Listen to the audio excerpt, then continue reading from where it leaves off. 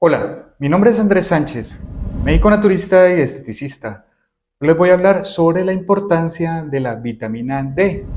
Quédense conmigo en el rincón del Doc Andrés. No olviden darle like, suscribirse y compartir si les parece interesante esta información.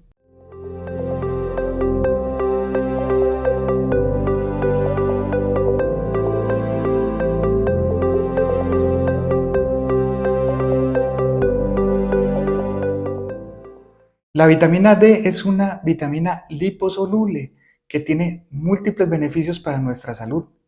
Pero cuando hay una deficiencia, pueden haber unas manifestaciones clínicas que no son muy específicas, es decir, que muchas veces no nos llevan a sospechar que es por una deficiencia de esta vitamina y esto puede conllevar a que estos trastornos o estos síntomas se vuelvan crónicos. Entre ellos tenemos que nos pueden dar infecciones a repetición, sobre todo virales, nos pueden dar gripas a cada rato, salimos de una, nos da otra, o incluso infecciones digestivas, diarreas o otro tipo de infecciones que de pronto se puedan transmitir. En la época del COVID, obviamente las personas de pronto que tenían déficit de vitamina D podrían incluso llegar a ser más sensibles para que se transmitiera este virus. Pero también puede pasar que las personas puedan tener fracturas más fácilmente, ya que esto es una de sus funciones más reconocidas, que es que ayuda a absorber el calcio en los intestinos y de esta forma fijarlo en los huesos. Entonces, cuando hay un déficit de vitamina D, pueda que el calcio no se esté aprovechando adecuadamente y las personas pueden llegar a tener incluso fracturas de una forma muy fácil, como por decir una caída de su propia altura, resbalarse, de pronto poner la mano y fracturarse relativamente fácil, cuando en otras circunstancias no debería pasar esto. Entonces, otra cosa que puede llegar a pasar es que la persona empieza a sentir un cansancio que no tenga como mucha explicación, empiezan a tener fatiga, no duermen bien por las noches e incluso tendencia a la depresión, sobre todo en épocas de invierno. Entonces estas personas se sienten débiles todo el tiempo y sobre todo también empiezan a perder como mucho la fuerza muscular y empiezan las personas que practican algún ejercicio, algún deporte a cansarse más fácilmente, a perder masa muscular y a perder fuerza que de pronto antes no lo sentían de esta manera. Y otra cosa que puede llegar a pasar es que la cicatrización de las heridas se hace también más lenta, mientras que cuando hay suficiencia de vitamina C, las heridas cicatrizan rápidamente, las personas con deficiencia de pronto demoran mucho más en esta cicatrización. Ahora, otra cosa que es muy importante es tener en cuenta la epidemiología, que es que el 70% de la población acá en Colombia, o incluso un poco más, se habla de 70.6, tienen niveles bajos de vitamina D. Entonces, perfectamente podríamos llegar a tener esta sintomatología que les nombré anteriormente. Aunque obviamente no todo el mundo presenta síntomas, sí hay que tener sospechas si se empiezan a tener alguno de los síntomas que le mencioné porque podría relacionarse con un déficit de vitamina D.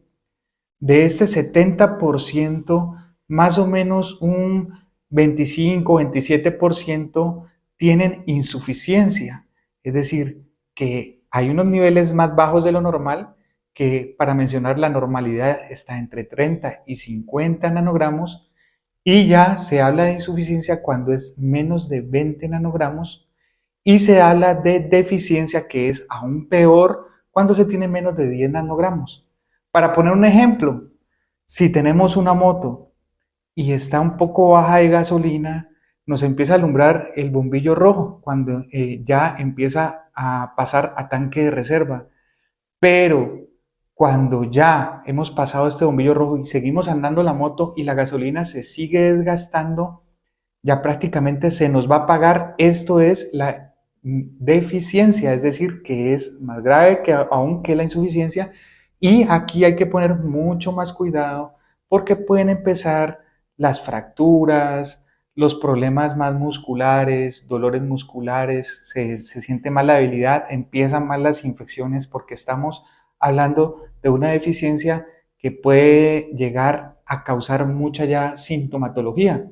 Y sobre todo hay que poner cuidado en las mujeres posmenopáusicas debido a que posterior a la menopausia hay más factores de riesgo para sufrir de osteoporosis o de osteopenia debido a que las hormonas normalmente en la mujer mantienen los niveles de calcio en el hueso, pero posterior a la menopausia esto empieza a bajar y si se le suma a esto una deficiencia de vitamina D, pues con mayor razón. Entonces, muchas veces tratamos de sustituir el calcio que se ha ido perdiendo, pero no tenemos en cuenta que también puede haber una deficiencia de vitamina D y de esta forma no se va a recuperar la persona adecuadamente y sigue marcando a medida que se le van haciendo los exámenes osteoporosis u osteopenia. Ahora, ¿cómo detectamos que hay deficiencia de vitamina D? Es muy sencillo.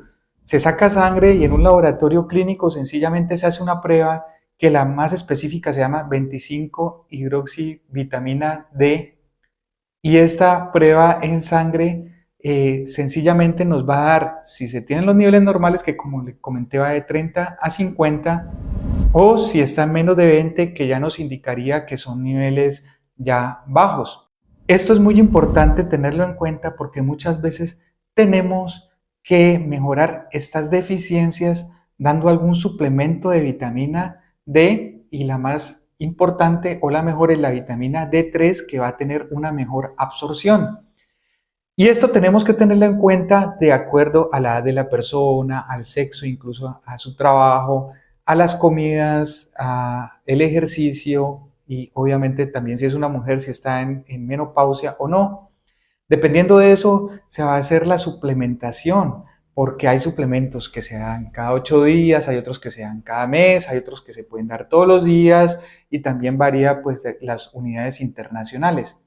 Para una persona normal, para tener los niveles adecuados de vitamina D, entre los 1 y 70 años aproximadamente necesitamos 600 unidades internacionales de vitamina D para tener los procesos normales y no entrar en deficiencia.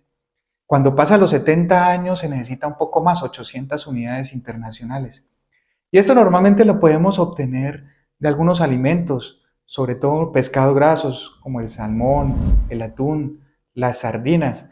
Entonces, estos pescados tienen mucho aporte de vitamina D también por el omega 3. Podemos obtenerlo de otras fuentes como la yema de huevo, sobre todo si son de gallinas de campo, derivados lácteos como el yogur e incluso algunos hongos, si se someten a rayos ultravioleta, también nos aporta vitamina D y el hígado, sobre todo cuando es de res. Y otra cosa que nos ayuda mucho, que muchas veces lo hemos escuchado, son los rayos ultravioleta del sol. Y a todos nos han dicho que el sol es peligroso por el cáncer de piel y esto es verdad. Pero para obtener buenas fuentes de vitamina D a nivel de los intestinos y que produzca una absorción adecuada del calcio también, el sol debe tomarse antes de las 9 de la mañana o después de las 4 de la tarde cuando los rayos no son aún tan intensos y no son peligrosos para causar cáncer de piel.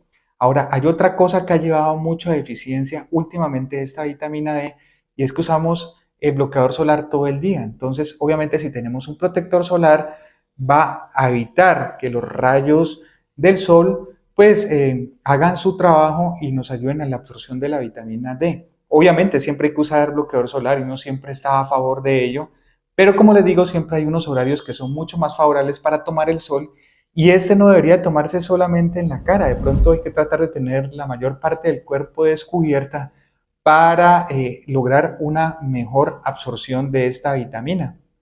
Por eso es que se está viendo también mucha deficiencia en los últimos años, no solo por la alimentación, sino por la falta de tomar el sol de forma adecuada. Y hay que tener en cuenta que en las personas morenas la exposición debe ser mayor porque la absorción o los rayos ultravioleta tienen menos efecto que en las personas que tienden a ser más blancas, entonces tienen menos absorción de vitamina D y por lo tanto tienden a tener más deficiencias. Todo eso hay que tenerlo en cuenta. Ahora, ¿a qué horas es mejor tomar los suplementos de vitamina D? Siempre es mejor tomarlos con algún alimento y si es una grasa saludable mejor porque como lo dije es liposoluble, es decir, que la va muy bien con este tipo de grasas y se absorbe de mejor manera. Esto sería todo sobre la vitamina D. Espero les haya gustado y nos vemos en una próxima revisión. Muchas gracias.